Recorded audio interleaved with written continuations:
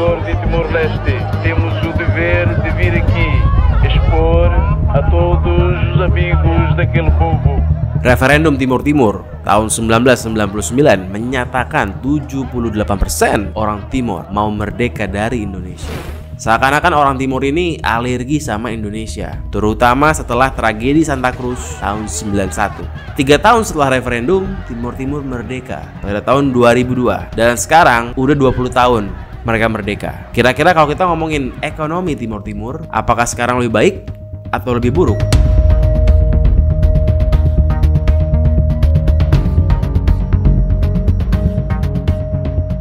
Kalau kita bicara sejarah Timur Timur, bangsa Portugis datang ke Timor pada abad ke-16. Dijadikanlah Timor sebagai koloni mereka sampai tahun 1974. Tahun 74 di Portugal itu ada revolusi Anyelir namanya. Ini merupakan sebuah revolusi di mana warga sampai tentara bergabung buat menggulingkan pemerintahan yang sah. Kenapa? Karena pemerintahnya itu getol banget buat mempertahankan daerah koloni. Ada di Afrika, ada di Amerika Latin, ada di Timur Timur. Itu pakai uang, nggak sedikit, buang-buang biaya dan juga membahayakan nyawa tentara Portugal. Itu kenapa akhirnya revolusi. Pemerintahan yang baru akhirnya bersepakat untuk meninggalkan daerah-daerah koloninya termasuk Timur Timur. Di Timor Leste akhirnya terjadi kekosongan kekuasaan dan ini ngebuat Indonesia datang melalui Operasi Seroja untuk menganeksasi Timur Timur. Operasi Seroja ini banyak nama-nama beken kayak Prabowo Subianto, Luhut Binsar Panjaitan dan juga Wiranto. Soeharto memutuskan buat nyerbu Timur Timur karena takut Timur Timur merdeka menjadi negara komunis. Karena pada waktu itu, partai terbesar mereka, Partai Fretilin,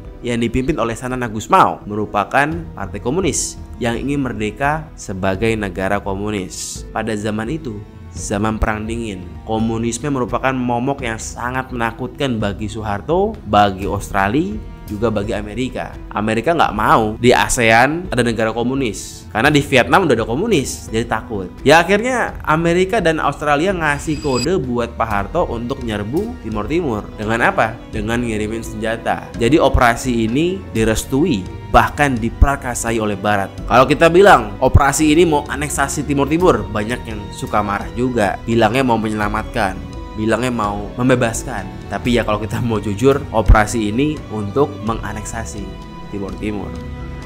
Sebagai gubernur ditetapkan Arnaldo dos Reis de Araujo dengan wakilnya Francisco Lopes da Cruz.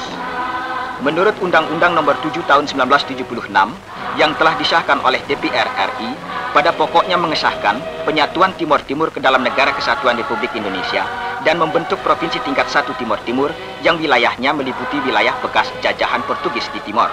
Selama 24 tahun bergabung menjadi Provinsi NKRI, kondisi Timor itu nggak pernah stabil. Kenapa? Karena meskipun udah jadi bagian dari NKRI, Partai Fretilin, Sanana Gusmao tetap menjadi pemberontak yang selalu berusaha mengganggu semua kebijakan dan pembangunan yang dilakukan di Timor Timur. Kurang lebih ada 3 partai di sana. Yang pro dengan Indonesia ada 2, ada UDT dan APODETI. Sementara Fretilin ini benar-benar pengen merdeka. Jadi Sanana Gusmao ini bisa dibilang seorang penjahat besar karena dia mengganggu kemajuan daerahnya sendiri. Gimana pemerintah mau majuin daerah Timur Timur kalau selalu diganggu oleh para pemberontak? Puncaknya pada tragedi Santa Cruz di tahun 91 di mana banyak orang Timor yang sedang berdemo, tiba-tiba tentara Indonesia menembaki mereka semua. Dan ini membuat Timor menjadi sorotan media internasional. Dan tebak, negara mana yang paling depan menyuarakan pelanggaran HAM Indonesia di Timur Timur? Tidak lain tidak bukan adalah Australia dan juga Amerika. 2 negara yang notabene mereka yang awalnya itu ngebuat Indonesia nyerbu Timur Timur. Karena terus ditekan oleh dunia internasional.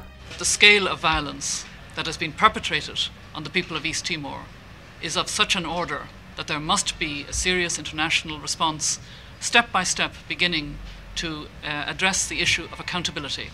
There must be no impunity from that scale of violations of human rights. Ya ini mirip kayak kasusnya Xinjiang di China, kasusnya Kashmir di India, Tibet di China. Akhirnya Habibie nyerah juga. Akhirnya Habibie memberikan kesempatan referendum buat orang Timur Timur. Boleh pilih antara 2 pilihan, mau merdeka atau mau daerah otonomi khusus. Dan akhirnya orang Timur Timur 78% mayoritas memilih untuk merdeka. Ya tentu aja mereka akan pilih merdeka karena Orang Timur-Timur ini ingat Indonesia yang jelek-jeleknya aja.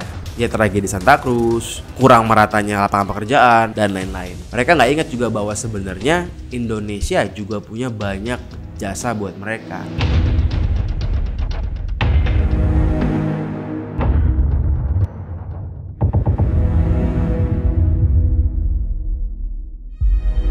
Nah, setelah merdeka bukan berarti masalah di sana selesai. Tetap aja sama.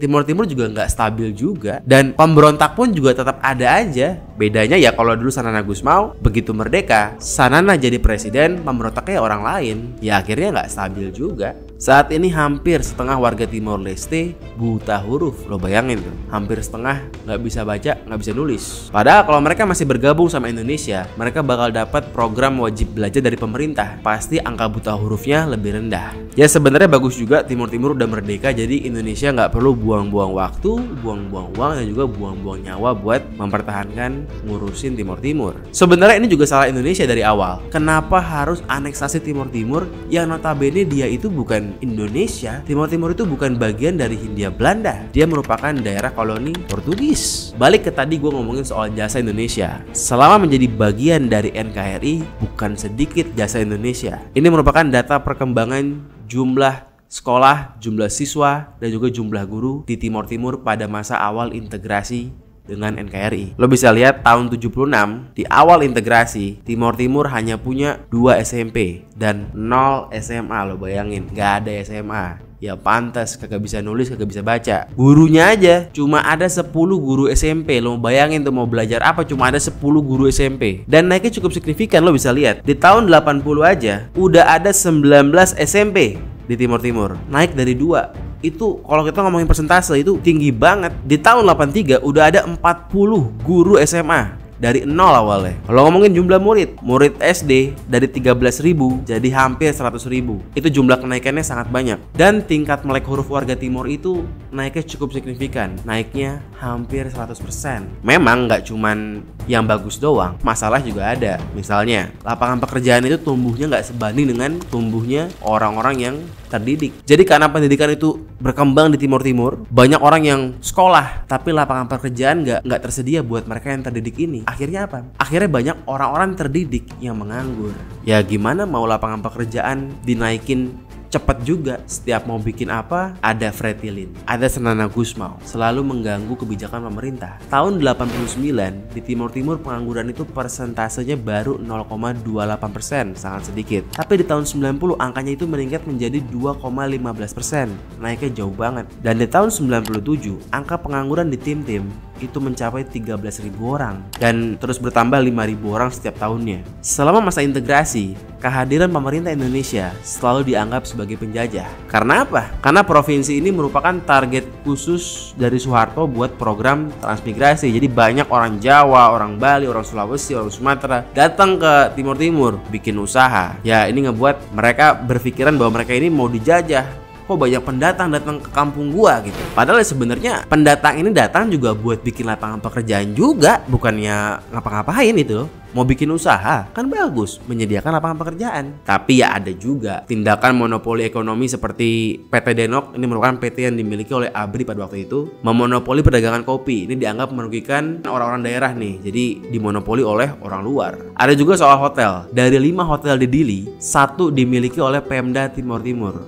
tapi 4-nya itu dimiliki oleh pendatang. Di industri transportasi juga ada. Kebanyakan orang Timur cuma jadi supir doang, bukan jadi pemilik usaha. Tapi ya kalau nanya gua, sebenarnya wajar-wajar aja. Orang Timur ini kan belum terdidik. Kalau kita bandingin sama Jawa, tentu Jawa lebih terdidik orang-orangnya. Karena udah duluan pendidikannya dimulai. Ya wajar aja ada pendatang bikin usaha jadi bos. Gak mungkin tiba-tiba lu belum bisa baca, belum bisa tulis, tiba-tiba pengen bikin usaha ya susah. Ya gak apa-apa. Biarin pendatang datang, dia bikin usaha, lu jadi kerja. Lu jadi supir pun ya lumayan daripada enggak kan? Daripada lo nganggur. Nanti kalau udah pelan-pelan warga Timur Timur lebih terdidik, lebih siap, ya baru jadi yang punya usaha. negaranya. It's okay sebenarnya, cuman ya lagi-lagi propaganda dari Fretilin, dari Santana Gusmao selalu membuat orang Timur itu selalu berpikir suuzon terhadap pemerintah Indonesia. Dikit-dikit penjajah, dikit-dikit mau menzolimi, dikit-dikit begitu. Dan para transmigran dari Jawa, dari Bali ini pun banyak yang nggak tahu, karena dulu nggak ada internet, banyak yang nggak tahu bahwa Timur itu nggak stabil. Ya akhirnya begitu sampai banyak juga yang nyerah dan akhirnya pulang kampung lagi ke Jawa, ke Bali lagi.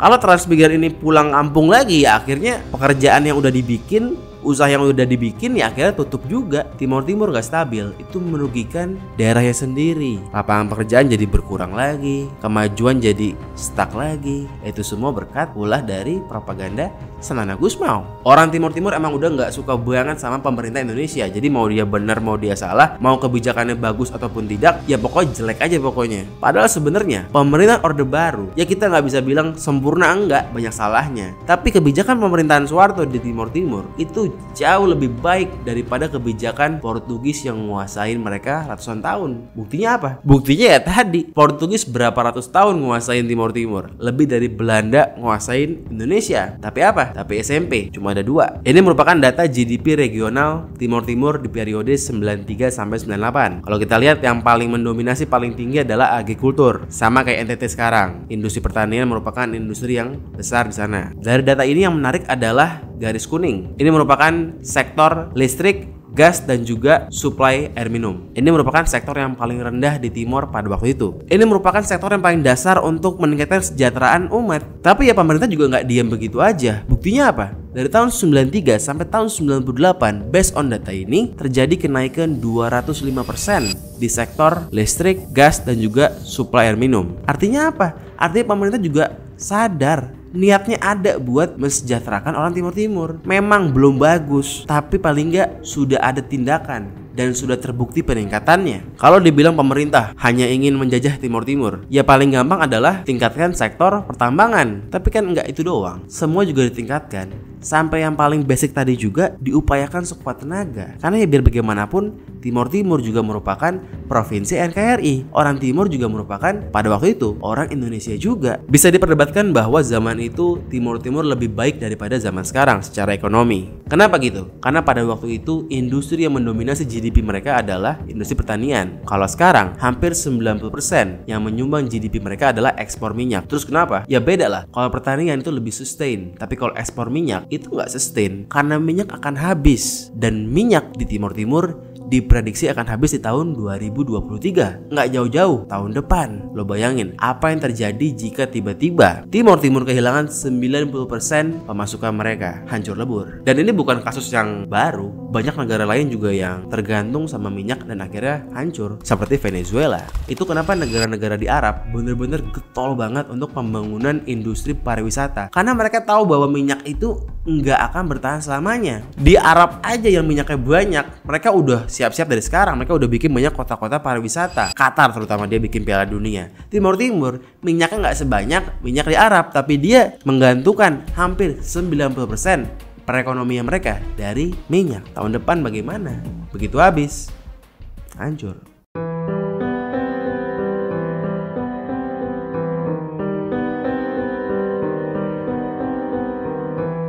Memang saat ini GDP Timur lebih tinggi dibanding dulu. Tapi ya wajar, karena ya dunia itu inflasi. Setiap dekade pasti GDP naik terus, karena kan semua barang makin mahal. Tentu GDP akan naik juga. Tapi apakah sejahtera? Belum tentu. Dan ngomongin soal GDP mereka naik juga karena di awal-awal kemerdekaan mereka banyak mendapatkan bantuan dari asing. Dari asing-asing yang kebetulan ngiler dengan stok minyak di Laut Timur. Kurang lebih orang bule bilang begini, saya kasih bantuan dana ya, tapi tukar izin ngebor laut. Ya pas Santana Gusmao ini nggak ngerti. Dia bangga banget bisa bawa dana asing untuk investasi di negaranya yang baru berdiri. Dia nggak tahu bahwa itu emang akal bulusnya negara bule. Emang begitu. Sekarang gimana? Ya sekarang tuh negara bule udah habis ilernya. Ya dia kabur lah, dia nggak peduli lagi sama Timur. Timor Leste udah pakai uang dolar sejak tahun 2000. Padahal waktu itu dia masih jadi bagian dari NKRI. Dia kan merdeka tahun 2002 kan. Meskipun udah referendum tahun 99, tapi kan lo belum merdeka. Tapi ya mereka udah pakai mata uang sendiri. Kenapa? Mereka bilang rupiah itu lemah, menyengsarakan rakyat. Mereka pilih pakai dolar karena bikin ekonomi lebih stabil katanya.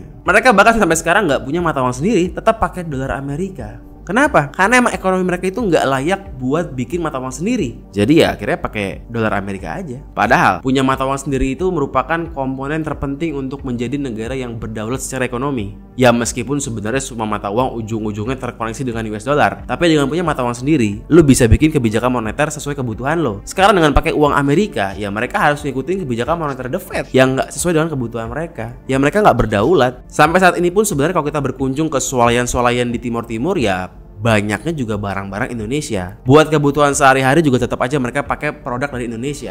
Banyakan itu dari Indonesia, semua impornya dari Indonesia. Pokoknya banyakan itu bahan 9 pokok itu banyak dari Indonesia.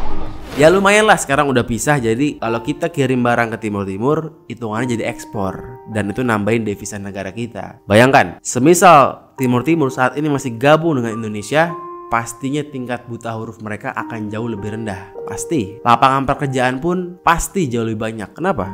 Ya mereka bisa kerja ke Jakarta, ke Jawa, Sulawesi, Kalimantan, ke Bali, NTB, NTT, kemana aja. Bisa kan? Sekarang susah lah. Kalau orang Timur mau kerja ke Jakarta, harus urus visa, ribet. Mereka juga bukan ASEAN, jadi pasti lebih ribet lagi. Kalau mereka mau kuliah, sekarang juga ribet. Kalau dulu mau kuliah ke UGM bisa, UI bisa, ITB bisa, gampang kan? Mau kuliah ke Kupang pun juga bisa. Kalau sekarang ya nggak bisa. Sebagai mahasiswa asing tentu akan lebih banyak persyaratannya. Untuk perbandingan ya, universitas terbaik mereka, Universidade Nacional Timor Leste (UNTL) itu merupakan kampus dengan ranking 10.000 dunia, 10.000-an. Bayangkan dengan kampus Indonesia, kampus gua UI, itu ranking 250 dunia. Jauh banget bedanya bumi langit. Pantas aja orang-orang Timur-Timur ngebet pengen kuliah di Indonesia.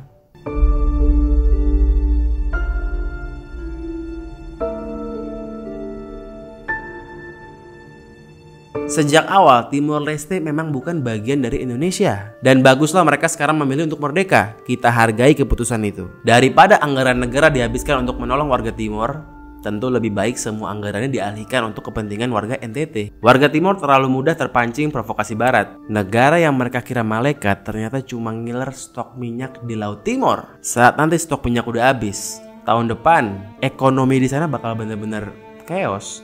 Siapa lagi yang mau bantu? Yang kemarin ngebantuin udah nggak minat ngebantuin lagi. Kenapa? Ya udah nggak ada minyaknya lagi. Ngapain bantuin lagi? Itu kenapa mereka sekarang ngebet banget pengen masuk ASEAN, pengen buru-buru. Supaya apa?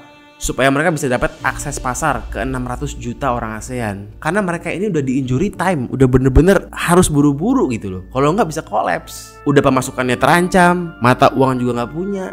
Ya ribet. Lo bayangin, hampir 90% GDP negara datang dari minyak. Sebergantung itu. Sangat tidak diverse. Bener-bener dia tuh put all eggs in one basket itu. Bahaya banget. Mereka itu nggak bisa create value lain dari perekonomian mereka. Padahal potensinya ada. Buktinya NTT, daerah sebelah mereka, itu industri pariwisatanya bisa maju. Tahun 2019, industri pariwisata NTT kedatangan hampir 1 juta wisatawan. Di tahun yang sama, Timur-Timur hanya kedatangan 75.000 turis. Lo bayangin tuh, yang satu hampir 1 juta, dia hanya 75.000. Padahal pantainya sama, ombaknya sama. Salahnya di mana? Salahnya karena negara mereka itu nggak stabil, nggak aman. Nggak ada orang mau jalan-jalan ke negara yang nggak aman. Yang ada niat happy, malah modar. Itu masalahnya Timur-Timur. Sampai sekarang pun nggak aman.